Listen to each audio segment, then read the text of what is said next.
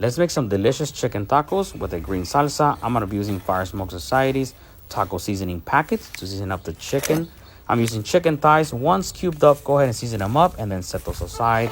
For the salsa, I got some tomatillos, Anaheim peppers, onions, some garlic. Go ahead and roast these on the griddle.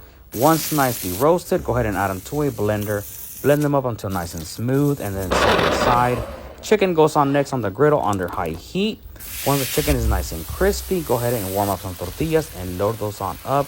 You can find Fire Smoke Society stock original seasoning packets at Walmart stores nationwide. These came out absolutely fantastic. Go ahead and give them a go.